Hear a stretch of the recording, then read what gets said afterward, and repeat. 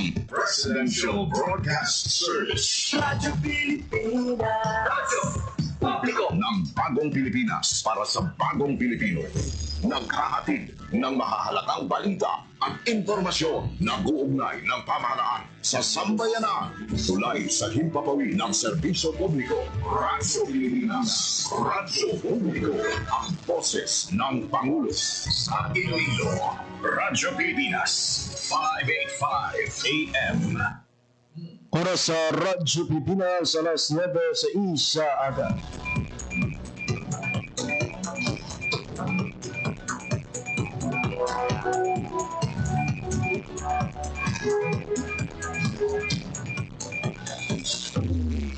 Western Visayas, Panay Island na tinamaan itong island-wide blackout.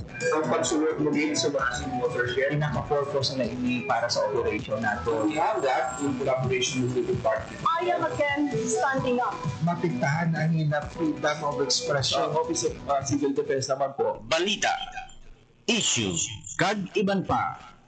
Diri sa Radyo Pilipinas. Radyo Publiko.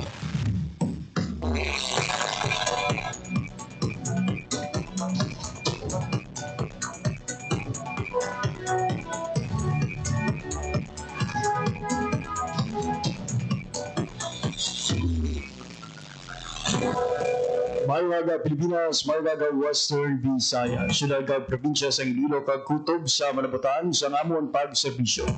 Di gaban nga bahin sa kalibutan nagahatod kami sa katawran. Mayong aga good morning sa inyong atanan. Mabiyan, welcome sa isa naman kondisyon sa pagpalagad sa programa Balita Issue Kagiban pa. Ang lagot na karoon sa Lunes, October 27, 2025. Ngayon po ninyo, tugtog alas 9:55 subong iya nga aga. Ako ang inyo alaga, JP Harbas. Sa atong mga sukitag paramati all over Western Visayas, province sa Baclan, Antique, Capiz, Guimaras, kag Iloilo. Subuman sa atong mga kulturan sa Negros Occidental, maayad-ayad gid nga aga sa inyong tanan. Kinatami-tamaan sa isa kamayad-ayad nga aga ang tanan ng mga overseas Filipino workers and Filipinos living abroad nga nag-upload sa atong nga pagpangalagad online. Ang pagpangalagad sa programa Balita Issue Kagiban pa mabatyan live sa 585 kHz sa lisuan sa inyong radyo subong sa atong official Facebook page ang Radyo Pilipinas Iloilo. Mabiyan, ulihin na kita nga semana sa bulan sa Oktubre kag sa maabot nga Sabado. Tigkalalag na. Nakahanda na ba ang mga pansyon na inyo pagasindihan sa maabot nga Sabado? Nakapuro panghawa na, nakapulo paminta na. Kung maulano ng tiyempo ha, maghalong-halong gid sa inyo sining pagpadulong sa patio. Kaya may madamo sa mga lugar nga malutak, ubat sihon, at kabay nga hindi kin mag-inulan. Kung nagapaminta ka, tapos kung pila maulan na, bodo ka nugol lang sa imo sining nga pwersa. Sa ito pagpalagad, subong iya nga aga, makaupod naton ang Senior Traded Industry Development Specialist ang TTI Guimaras. Hindi agad hibaloon mga biyan ang pila sa mga programa nga ila sininga ginapatuman. Dakip na diri mga biyan ang pagpanagtag sa mga pasilidad para sa mga micro, small, and medium enterprises kung MSMEs. Subuman ang ila sininga monitoring sa undas at preparasyon para sa nagahilapit nga panublion. Na ang bantayan naton sa itong pagpalagad, sinigil lamang madugay.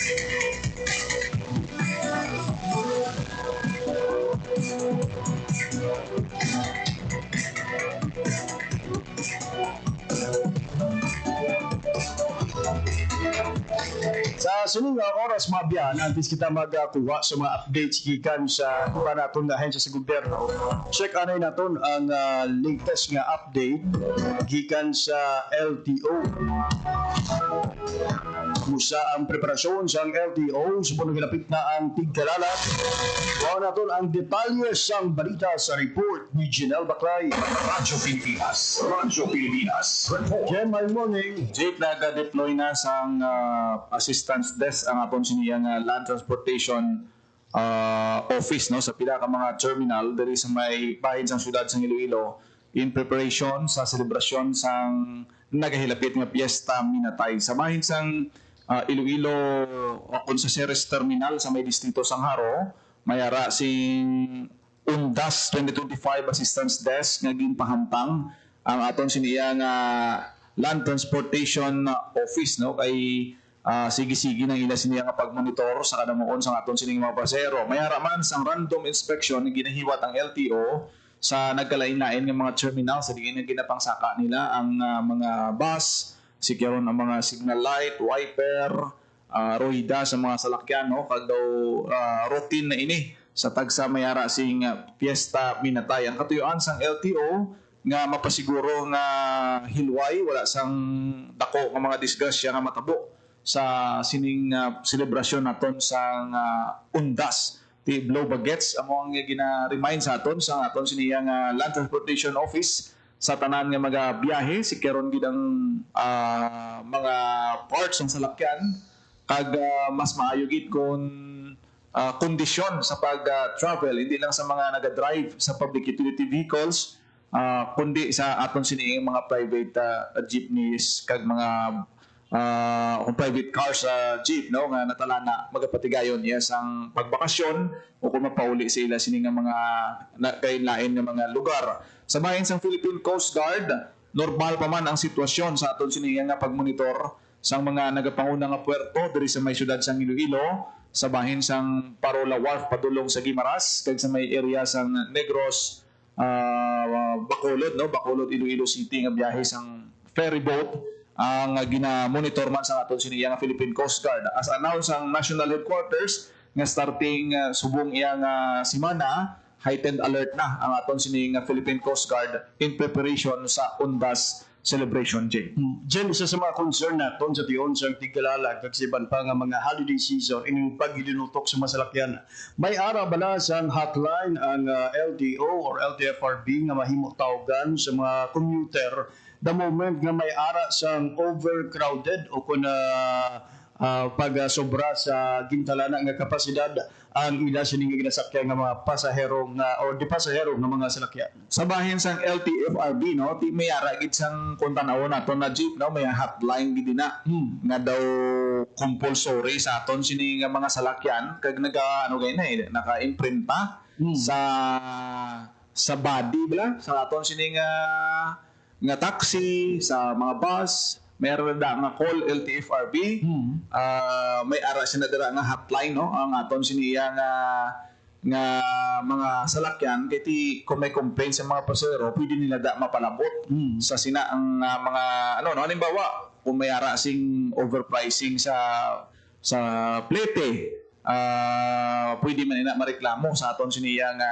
LTFRB so ang body number sa salakyan ara na kag may ara na sang contact number dira nga nakapagkit nga pwede gid makapanawag para makareklamo no ang aton siniya nga mga kauturan especially sa mga pasahero.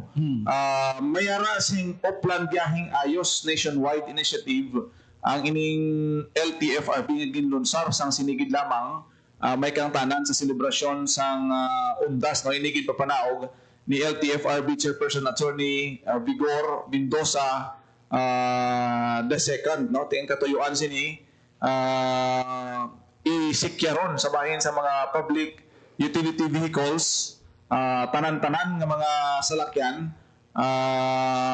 expected nga pag-inspeksyonon starting subong nga semana actually sa nagdigad pa nga semana sang Friday kung di ko magsala mayara sing joint team ang aton nga LTFRB kaupod sa LTO nga magasikyar sang sining mga salakyan nato no kabahin sang Oplan Biyaheng Ayos UNDAS at 2025. Nationwide din siya. Nagdiri sa aton siniya sa counterpart sa region, may team man naging create ang aton sini nga LTO para mapasiguro ini siya kasunod sang direktiba ni President Ferdinand Marcos Jr. kag ni Department of Transportation Acting Secretary Attorney Giovanni Lopez sang DOTRJ. Actually, tanan-tanan subong no? From airport, transport terminal, sa mga ferry terminals naton, ang hugot na ang pagmonitor sa mga nagabiyahe naton nga mga kauturan, Jay. Ayun, madamong salamat dyan sa imo sining nga balita. Amo ni modulo naton nga balita para sa Bagong Pilipinas, Gina Baclay, Radyo Pilipinas, Radyo Publiko. Radyo Pilipinas. Radyo Publiko. Radyo Pilipinas. Dali abot mga biyan latest update gikan sa aton sining nga transportation beat. Angot sa mga pagpanghanda sa aton sining nga Department of Transportation. Tag sa aton sining nga Philippine Coast Guard. May kang tanan sa ginalauman mga biyan nga pagdugok sa mga kultura naton sa nanituwa nga mapantalan. Paluparan kag terminal. Sa mga nagilapit na ang selebrasyon sa Tigkalalag. We're expecting mga biyan, Biyernes pa lang, ginutok na ni sa mga terminal bango the holiday sa mga putiyang Biyernes. Give way sa mga kautura natin na magapauli pa sa ila sinitag sa mga kabaruhanan kung probinsya para magselebrar sa Tigkalalag.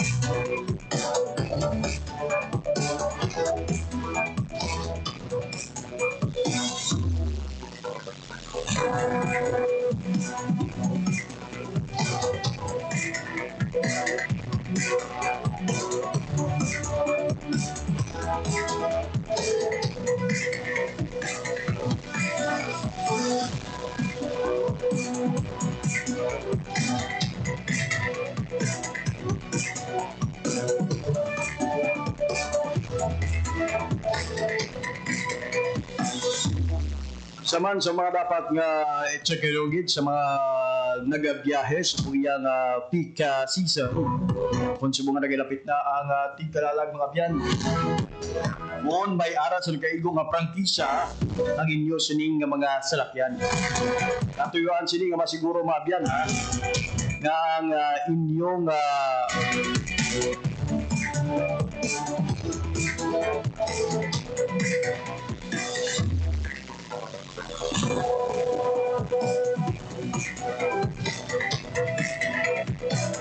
Nagina sakyan mga biyan, may nagaigo man ng mga insurance para likaw kamo mga biyan no, sa anuman ng mga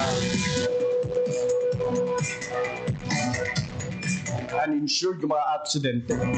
May tamagin pa kayo ang mga aksidente sa atong sining dalanon. Pero the moment nga makasakay ka mo sa wala siyang prangkisa o laban-laban sila moment nga maglunta ng aksidente pwede ka muna kuhaon ng mga insurance mga ginatawag pala natin nga kolorum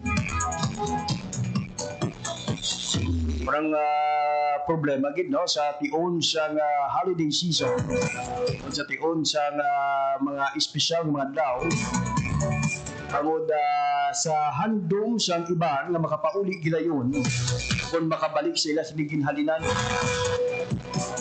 May na pag-check, may mga salakyan nga nagbiyahe sa unauthorized ginasakyan. So careful gid mga biyan ha.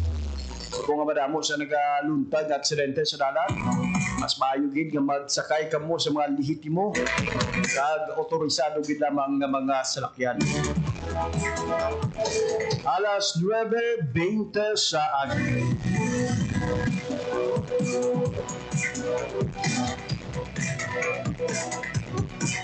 Nato na ito babaya nato nga koneksyon sa DTI Guimaras to know their project in shared service facility kag kung ano na ang ila sining nga monitoring sa nagahilapit nga Tigkalalag.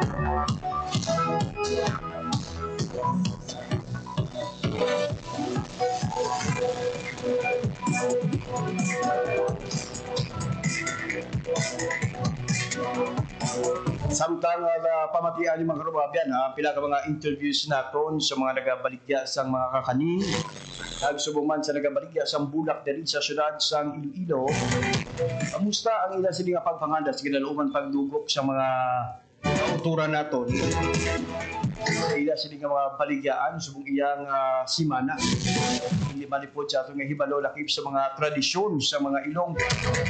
Sa tiong gani isang tigalalag magduwa sa padulong sa patio, ang pagdala sa bulak at sa balay naman may paghalad ng ginaubra. Kalabanan sa mga ginahalad amo ang mga kakanin o kung mga pagkaon buman sa pilit.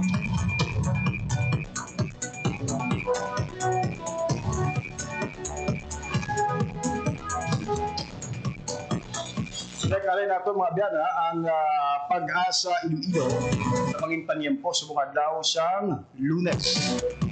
Palo naton sa Pag-asa mga biyana mangin panyempo sa mga simana. Kung nagilapit na ang tigkalalag sa mga kultura naton nga magabiyahe. Ano bala ang mangin panyempo diri sa aton nga rehiyon.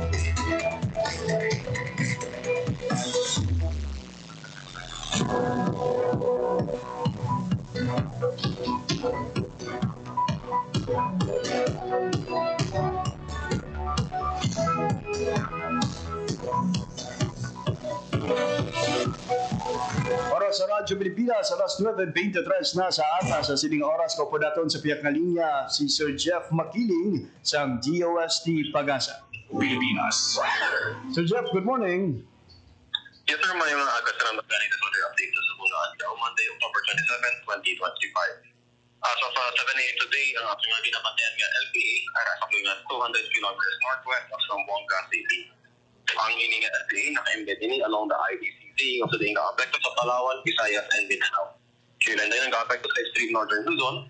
Meanwhile, dito sa western Visayas, maging magalumang kalaitan, kabalang sa kapit na pagulang pangirat sa panigod tugasin sa LPA. Mahina tugtog pasarangan sa direksyon nga magandang silangan, tugtog na silangan para sa hanit diri sa western Visayas.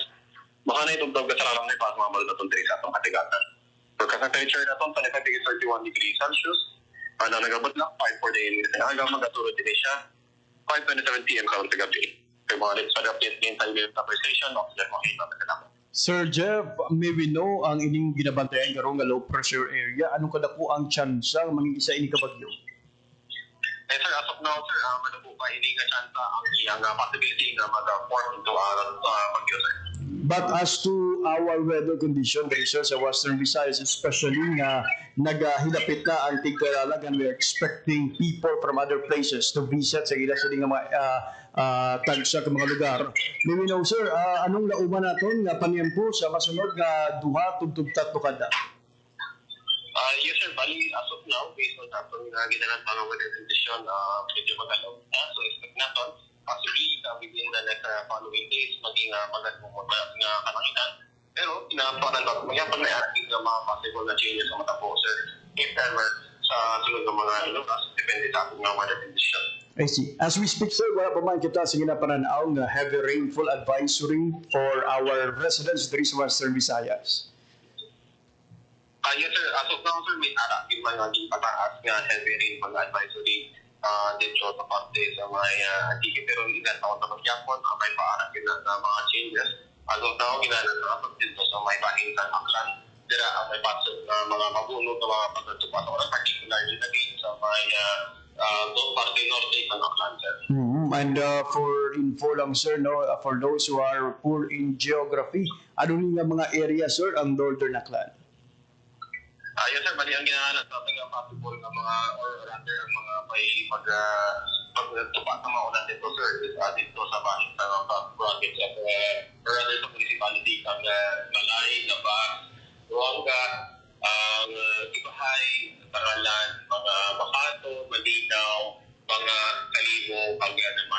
I see. So mga halong-halong din, no? So mga magapadulong sa Boracay, kaya yung mga na-mention nga areas are roads or areas leading to Boracay Island. Yes, sir. Correct. Ayun. Sir Jeff, madamong gina salamat sa imo sini nga oras kag impormasyon. Yes, sir. Salamat kay Mike. Ngayon abot mabiyan, latest updates lakat sa panahon gidulong sa aton sa Pag-asa Iloilo with Sir Jeff Makiling sa Piyak na Linya. Oras sa Radyo Pilipinas, alas 9:20 sa isaga.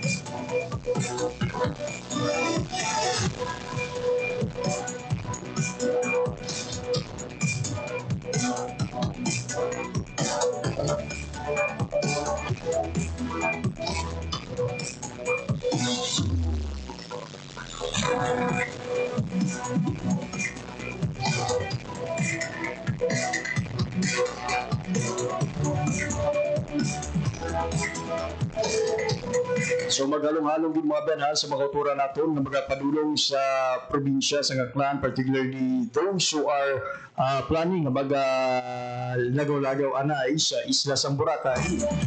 Ang mga area na na-mention kay inang posible nga mangin maulanon sa mga aga. Yung mga area padulong sa Isla Sang Boracay. Anyway mga ben, ang ining mga rainfall advisory may also change. So from time to time check na natin ang Facebook page sa Pag-asa Western Visayas. Ang oras sa Radyo Pilipinas alas 9:28 na sa atin. As mentioned earlier mga biyan, mangingko po daton sa atong pagpangalagan ang Department of Trade and Industry kung DTI Guimaras.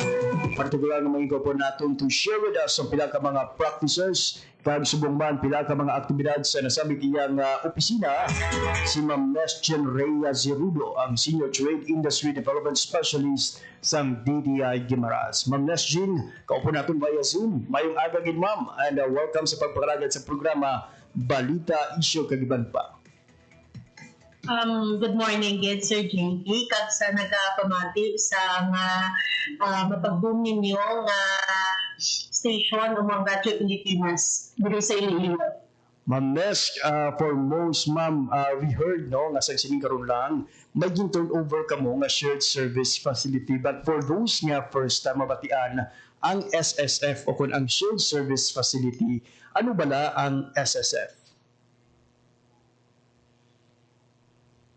Okay, Sir JP, no, the SSF actually, it's been a flagship program gid sa departamento, halin sa una, in which ini gina-promote gid kag nagabulik sa MSME sa ila competitiveness as well as its answer sa bottleneck sa MSME or problema bala sa machineries na hindi nila kaya makabakal on their own pocket. So that's why nga ang shared service facility nagasulod para nga mabuligan ang mga MSMEs naton na mag-upgrade man ang ilang processing pinaagi sa nga SSF.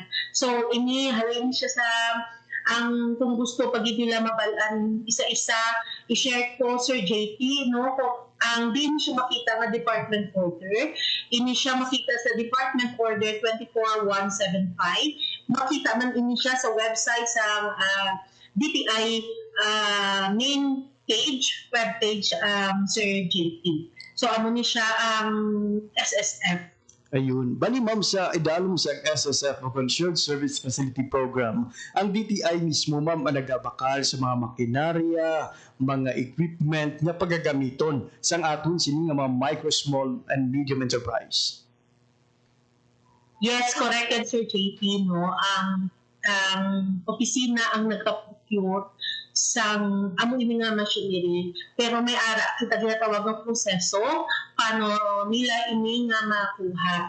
Of course, mag-propose sila may ara kami nga mga template sa proposal nga pwede nila nga ma-inputan sa kinahanglanon nila after sina Sir JP kung na-plastan na ang mga documents, no, isubmit nila diri sa amon diri sa DTI Guimaras, then i-endorse namon ina sa DTI Regional Office para nga ma-include sa budget sang ahensya. Pero of course, Sir JP, dugang ng ihibalo, no? Of course, ang tanan ini nga mga MSMEs or grupo na gusto mag-avail sa SSF, dapat may legal identities po. No? Kaya para ma-assure man kita sa legalidad sa negosyo nila. Ayun, by legality, which means ka dapat ang kooperatiba registered either sa DOLE, sa DTI, sa SEC, for them to have the legal capacity or the legal recognition, Ma'am Nes. Yes, good Sir JP. Tsakto ka gidara. Ma'am, to know no, further sa sining mga programa, recently, ang inyo sining nga opisina nagpalabot hindi lang isa, kundi 3 gid ka shared service facility sa dira sa probinsya sa Guimaras. That's commendable good kay mo kasami no tag isa lang pero sa inyo duman naging release o kung turn over ang 3 gid ka pasilidad. Can you share with us, ma'am, anong mga pasilidad ini? Okay. Sir JP, no, sa ang tatlong ining in-launch sang Ligad Semana sa October 24, budgeted siya sa SSF sa 2023 nga budget. So, nag-start na sila propose nga daan sa 2023 and then we have pila pa nalaputan na turnover subong kay mga may ginusulot kita nga mga procurement process no para kay siyempre na agi ni siya sa tsakto nga procurement sa gobyerno. So ang tatlo nga ini actually Sir JP sa subong nga tuig may 4 na kami nga gin-launch. Nauna lang ang isa kay SSF sa mushroom processing dito sa may Avila sa June 23. Then ang tatlo kay na-settle na ang tanan na documents na comply tanan sa cooperator. Ang cooperator amo ni siya ang beneficiaries ng projects, no? So sa tatlong ini may ara kitang nga mga MSMEs na nag-avail or grupo. Ang una amo ni ang SSF for Coffee and Cacao Processing, no? Pinaagi sa cooperator sang Guimaras Coffee and Cacao Growers Association, Sir JP. Sa sining SSF, Sir JP, nakaagom sila sa mga machineries na araman in line sa coffee and cacao processing. So ano ini ang mga pasilidad or mga machineries amo ni siya meron sila nga coffee roaster machine, grinder, refiner, then may ara kung sa still same nga machineries pero lain ang sa cacao, lain ang sa coffee. Then sa non-food processing naman, Sir JP, amo ni ang beneficiary among Guimaras Coconut Farmers Agriculture Cooperative. Nag-anong sa mga machineries, sir, nga ang non-food busingon ang ga-process lang sila sa mga like example ang mga bao, mga amo na bala nga Sir JP. So nakaagom sila sa coconut feed and corn making machine. So kung gusto nilang i-go ang coconut sa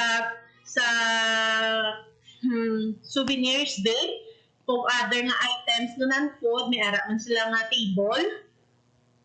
Then ang grinder kag ang magnetic drill press. So amo naman niya actually Sir JP after sining nga launching maka-official naman kami Sir JP mag-training sa ila para magamit gid kag ma-utilize ang machineries. Ang ikatatlo nga SSF, sir, nga ginhatag ang beneficiary amo ning Lanica ARDs Association, amo ning SSF for the Development of Guimaras Wearables and Homestyle Products in Nueva Valencia. So nakaagom naman sila, sir, sa makalalain nga mga equipment or machineries, amo ni siyang sewing machine, ang may steel table man, may printer, may mechanical dryer, may gas stove with stand, cutting machine, kada lain ng mga sewing machinery, Sir JP, para sa asosasyon. So far for this year, Sir JP, we are glad to share that tatlo gid ka SSF ang ginlaunch subong nga tuig 2025. Ayun, that includes pagid ma'am no, ang isa ka mushroom facility sa Yes, mushroom facility. So ma'am, may we know anong kabukusan nga pondo for this ma'am? How much total ang na palabot sa DTI for these projects? More or less, Sir JP, nagakuha ni siya, balon ni siya sang hindi nubo sa 2 million to 3 million ang budget nga naalat sa sininga programa. So sa dito sa may lanik may dito nga worth 7 mga estimated 700,000, may coconut estimated 600,000, sa may coffee and cacao we have more or less 800, and then sa mushroom we have 170,000. So mga less than 3 million Sir JP in total sa kinahanglan nga machineries, including na ang transportasyon, halin sa mga suppliers kilayo pa iba nga machineries naghalin kay we don't have that kind of equipment nga diri lang makita sa Region 6, iba ni siya sa Luzon, iban sa Mindanao. Subong nga may ara na ma'am sa mga shared service facility ang ining mga kooperatiba, asosasyon, ginabuligan sa DTI. Ano nga mga produkto ma'am ang ginalauman naton nga makita kaga mabakal siyang mga pumulo sa Gimaras kag subuman sa mga bisita nga nagapadulong dira sa Island Province? So subong Sir JP, ang ginalaom nato ni produkto, actually naga-exist naman ini nga mga produkto no sa ila, galing inig lang ginala machineries para hindi lang sila magmano-mano.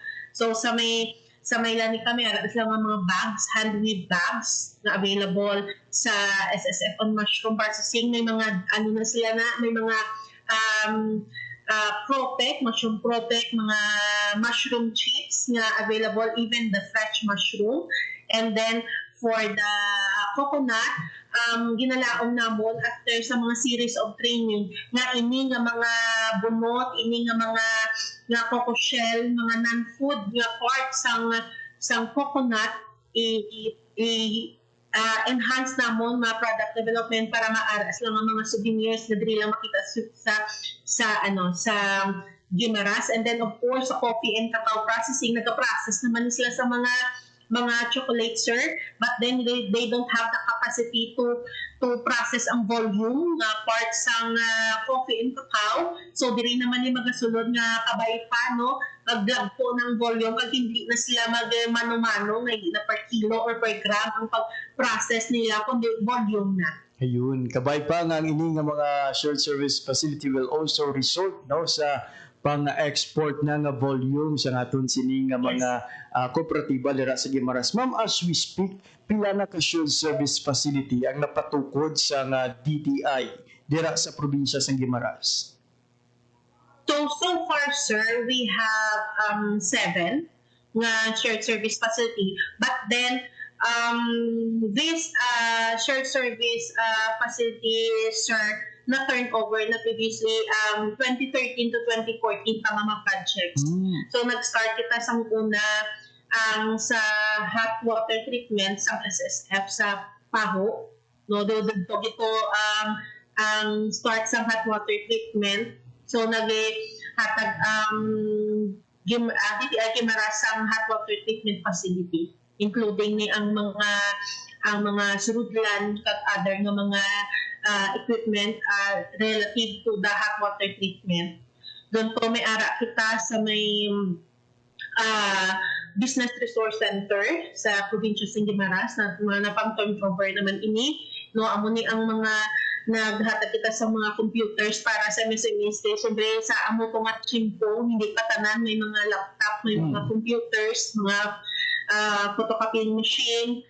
No, so kung sino ang gusto nga mag-avail sa free nga mga computer services kaga business advisories dito na sila nagkadto. Then we have sa Sapal, may kita nga SSF on weaving sa Sapal. Same man, mga sewing machines, mga dryer. And then, lest I forget, Sir JP, correct, I stand corrected, no, we have 8. Ang 4, ang ika-4, amo lang sa GSU, nga may mga sewing machine man, no, nga provide ang office para sa mga estudyante. And we are glad to note la Sir JP sa ang amo ni sa giobra sa Guimaras State University sa SSM during some times ng pandemic. They made a lot of mask and protective equipment para sa they gave it for free using our SSF na facility. Amo na siyang sa wearables and homestyles apparel. Kaya may ara sila nga kurso nga sa panahi. So nagamit yun nila to. Kagsubong sige gapon ila gamit sang facility, and the office is planning to turn over. Amo na lang ng last nga i-turn over sang office sa SSF kay nag-grant niya sang 2020, and the rest nga dimension ko kang gina Sir JP sa 2013 to 2014 yung project sa dugay na sa ilan na turnover. So far we have a total of 8 shared service facilities, and we are encouraging a lot of association or group here in the province nga mag-avail din sa shared service facility project. And so far Sir JP, damo na ang interesado, and hopefully we are aiming for another 2 or 3 SSF projects budgeted siguro mga next year na, or sa kung may ara naman available nga budget for that SSF. Kanang matiyan nga isa ninyo ka shared service facility that only improved the livelihood but also protected the lives of many sa tiyon sa pandemic, ang sewing machine sa tiyon sa pandemya nga ginamit sa Guimaras State University. Ma'am, other than this, now you've mentioned 8 SSF, 4 ang nauna na naton nga ginpalabot sa mga previous years. Ano nga mga impact so far ang nakita naton sa komunidad sa gin-introduce naton or gin-turn over ang ining shared service facilities? Of course, Sir JP, nagapadayon ang impact sa shared service facility. So, na-mention ko kang nga aside ko nga ginasige nila ang ilang mga produkto, pinaagi sining machineries.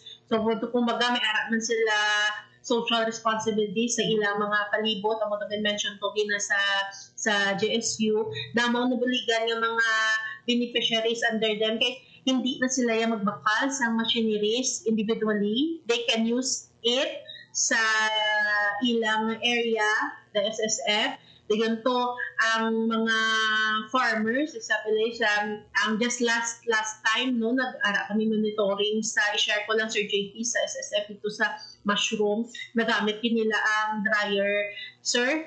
Hindi lang mushroom ang na-process mo nila.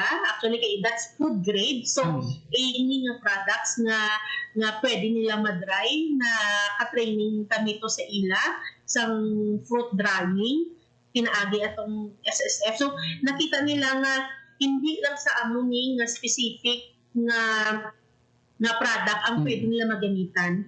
So, nag-improve ang lives nila kay ang ilang nga income sustainable gid. Kaya ang ginagbuon sang shared service facility aside sa mabuligan sila sa equipment, ang ma-improve ng ilang pagpangabuhi pinaagi sa pag-increase ang ilang sales or income. Hindi lang sa grupo, hindi pwede man sa individual kung sino maggamit sa facility. So sa mechanical dryer, I want to share, hindi na sila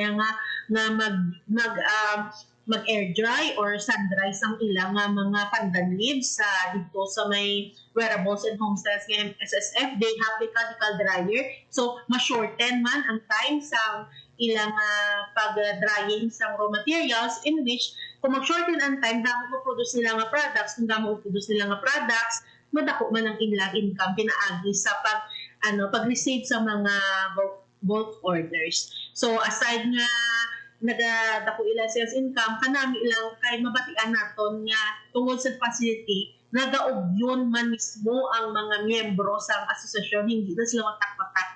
Wala kay gusto nila nga ma-maintain ang proyekto kag ma-improve ang ilang pagpangabuhi, sir. Ayun, ka naman makian, ma'am, no, nga hindi lamang sa isa ka commodity limitado ang isa ka shared service facility.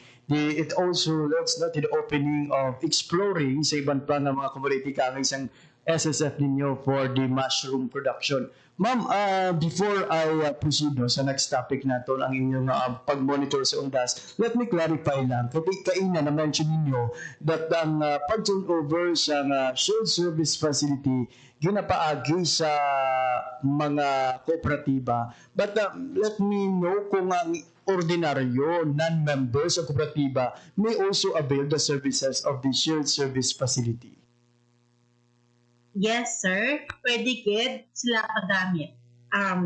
Just like sa last time, dito sa Guimaras State University, may MSME nga need sa embroidery sa iya nga kag sa pagpanahi. Di kay hindi available or wala siya or isa lang di ang iya nga makina kag hindi pa ni siya yung high-end. Nagkatugid sila dito, sir, sa operator or sa venue location sa shared service facility kag dito sila nagamit. Pero sir, bago sila magamit, of course, mag-seek sila ng permission sa operator. So, may ara sila nga operations manual man yung gina-maintain para makita natin nga may maintenance man ang SSF, may gagamit, may listas ang tanan nga mga beneficiaries nagakadto. So, amo na siya, sir, no? Pwede kit tanan dire sa Guimaras nga kung gusto nila magkadto sa sini nga shared service facilities, pwede kisa makadto kapag gamit, sir. Hindi as long as mag-abide man sila sa guidelines sa operations manual para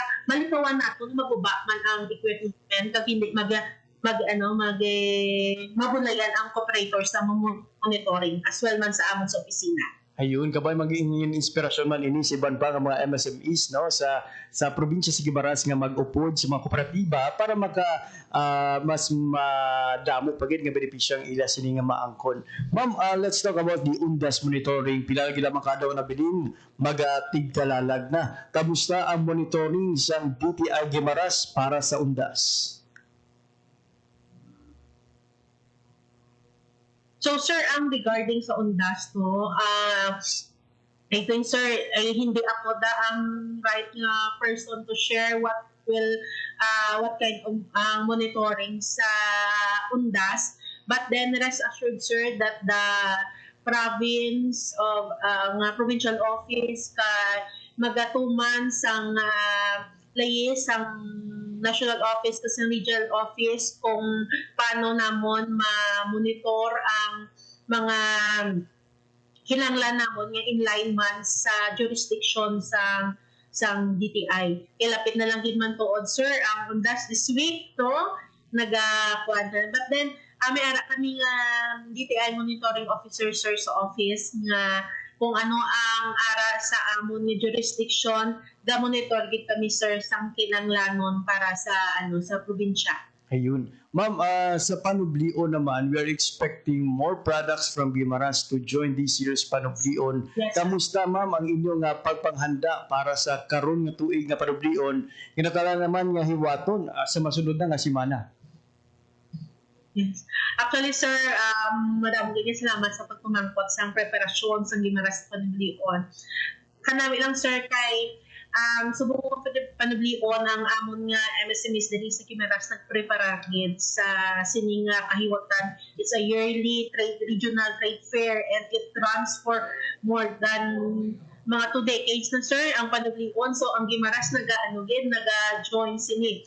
So ang MSMEs may ara nga mga bagko nga mga produkto, mga product development nga na-conduct sang office kag pag-showcase sa sa panublion. And aside there, sir, no, we are also having our creatives industry, of which amo ni ang mag-showcase kami sa talento sa mga taga Guimaras. Aside sa products, sir, nga we have Guimaras Mangoes, we have a lot more to offer, the creative side of the Guimaras MSME. So may ara kami nga mga paintings no nga kanagni nga ipaga-display dito sa Panublion. Aside sa usual nga pasulubong products, may mga bag-o nga products sa non-food nga to our auto nga intensive nga product development. May mga bag-o nga designs nga hopefully makita siyang mga aton nga mga bisita pag magbakal sila. And then of course may mga industries kami nga na ano na sir nga na establish nga maga showcase man sila products. We have that may coconut products. Look forward to it, sir. And then we have the coffee and cacao. Kay lain ang based, sir, sa mga experiences sa mga buyers. Coffee and cacao ang taste diri sa Guimaras, sir, lain, just like the mangoes. And then we have of course the wearables and home styles no nga mga produkto and there's na is makita man dito ano hindi kinato malipatan ng food kay Guimaras madamo manamit nga mga processed food nga makita diri. So aside sa paho may mga kasoy gihapon kita nga iga pa showcase. So kami nagapasalamat man sa MSME sir kay nag-ublong sila sa Panublion. So watch out din sir. Visit the Guimaras booth sir kung makakadto ikaw dito sir sa Panublion and see a lot of Guimaras products and more. Wow, kasubong pa lang doon na-excite na ako mag-check sa booth no, sa Guimaras for the Panublion Trade Fair 2025. And ma'am, as of now, may ara na kamo estimate number kung pila ka mga MSME sa Guimaras ang mag-upod for this year's Panublion. Yes, sir. We are glad to share that more than 20 na, sir. Kay as I check the application forms, kay may proseso man kami, sir, paano sila nga maka-join, no? More than 20 MSMEs. And with that, puro na sila processed food, but then nag-increase ang non-food natin sa MSMEs kay na-include na natin ang creatives industry nga part, no? Then may ara nga ikadugang gali sir kung magbisita kami sa booth, may ara kami mga free taste, food tasting, and then may ara nga adlaw nga we will be showcasing the crafts demos ang diri sa probinsya sa Guimaras kay well known ang probinsya sa Guimaras sa pandan and meat weaving. So watch out man dira, sir. Wow, may damo siyang patikim and at the same time no pasabog ang DTI Guimaras subong iya nga tuig lastly ma'am no ang imo nga imbitasyon sa publiko especially sa mga suki na sa mga produkto sa probinsya sa Guimaras. Okay. Including you, sir, and the staff of the Radio Pilipinas here in Iloilo, as well as to all the listeners, no, sa sining matahong nga programa, ginaagda ko ang tanan yung magbisita sa SMCT for the Panublion Trade Fair. It's a regional trade fair of the Department of Trade and Industry Region 6. Kaupod ang probinsya sa rehiyon. Magusugod ini sa November 5, sir, and magatapos sa November 9. So madamo nga mga matakong nga programa ang i-offer ang DTI aside sa food tasting, aside sa crafts demo. Makita man naton ang manahong nga mga produkto, mga non-food, yung mga products, sir, pinaagi sa fashion show nga hiwat man sa last decade sa highlights sa Panublion. Ayun. Ma'am Nes, madamo nga salamat for your time, information, and for sharing with us sa pila ka mga highlight of accomplishments ang inyo sa opisina subong nga aga. For your time information, Ma'am Nes Jean Rhea Zerudo, Senior Trade Industry Development Specialist sa DTI Guimaras. Madamo gid nga salamat kag padayon. Thank you so much, Sir JP. There you have it, mga abyan, si Ma'am Nesjen Reyes Rudo, ang aton sining abyan from DTI Guimaras to share with us ang pila ka mga aktibidad sa ila sining ahensya at the same time no, sa ila sining imbitasyon sa ginalauman pagpasundayag sa mga produkto sa mga Guimarasnon sa panublion sa SM City Iloilo sa masunod nga semana. Radyo Pilipinas. Radyo Publiko.